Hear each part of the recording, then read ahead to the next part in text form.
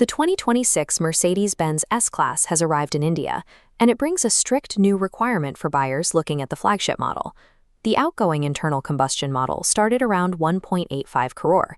Now, the baseline jumps to 2.20 crore for the launch edition and 2.38 crore for the manufacturer edition. With no pure petrol or diesel options, you are buying into a mandatory plug-in hybrid architecture. This shifts the focus to how you will actually live with the car. Whether this hybrid system feels like an upgrade or an inconvenience depends entirely on your daily charging routine. Choosing the new S-Class requires checking your home and office infrastructure. It demands a specific charging routine to actually function as intended. The S450e pairs a 3.0-liter turbocharged inline-six engine with a large 22 kilowatt-hour battery and a 120 kilowatt electric motor. Working together, they generate roughly 435 horsepower, push the heavy sedan from 0 to 100 in 5.7 seconds, and provide about 115 kilometers of silent electric range. Mercedes uses these figures to market an impressive fuel economy rating of 32.3 kilometers to the liter. This flow diagram shows the catch. Getting these metrics requires a strict trade-off: active daily charging. Without it, the battery drains and becomes dead weight. Electric range vanishes, efficiency plummets, and the petrol engine works harder to move the massive pack. Avoiding that penalty means utilizing a 60 kilowatt DC fast charger, which takes about 20 minutes to pull the battery from 10 to 80%. The powertrain engineering is exceptional, but its brilliance is conditional. It performs like a flagship luxury engine only if you consistently manage its charging logistics. Managing the car's physical footprint is another factor. This is a long wheelbase saloon measuring over 5.3 meters in length.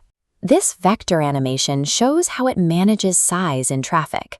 A rear axle steering system turns the rear wheels up to 10 degrees opposite the front. This shrinks the turning circle by 2 meters, letting you navigate tight corners with far less effort. Ride comfort relies on the standard airmatic suspension and an optional e-active body control system that uses cameras to scan the road ahead and adjust the dampening for upcoming bumps. Pushing this hardware across unpredictable, heavily potholed Indian roads introduces a trade-off.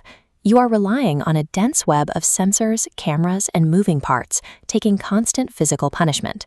The technology successfully masks the size of the vehicle, making a limousine maneuver like a compact car, but it adds a layer of long-term mechanical complexity to your ownership experience. Moving inside, the focus shifts entirely to the digital environment. The front cabin is dominated by the MBUX superscreen. 3 massive displays are merged seamlessly under one continuous glass panel, eliminating the traditional wood and metal dashboard. The rear seat retains a focus on physical comfort.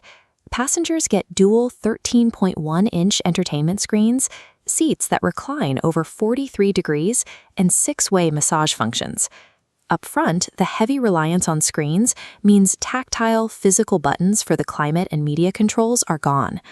Looking at this quadrant chart, the new interface lands in the high-effort, high-impact zone. Older owners or chauffeurs who are used to reaching for a dial without looking must now navigate layered touchscreen menus to adjust the air conditioning. The interior offers massive computational power and a sleek aesthetic, but you lose the simple, intuitive, friction-free controls of the previous generation. Paying 2.2 crore for a sedan is about finding a precise match for your daily routine. Let's use this flowchart to map the car's variants against 3 distinct profiles to see where you fit. First, the chauffeur-driven urban executive, dealing with heavy traffic, who has a dedicated charger.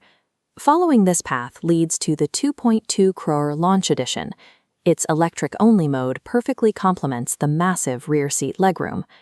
Second is the tech enthusiast owner who drives themselves and desires a sportier aesthetic. You map to the 2.38 crore manufacturer edition. The extra cost secures AMG styling and advanced displays, giving a sharper visual edge. Third is the highway cruiser, who runs frequent intercity trips and doesn't want to manage daily charging. If you're in this category, wait for a potential non-hybrid S450 petrol, or test drive the BMW 7 Series.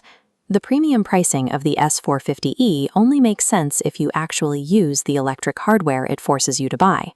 The 2026 S-Class provides a tech-dense driving experience. But you must now adapt to the car's infrastructure needs, rather than the car simply serving you.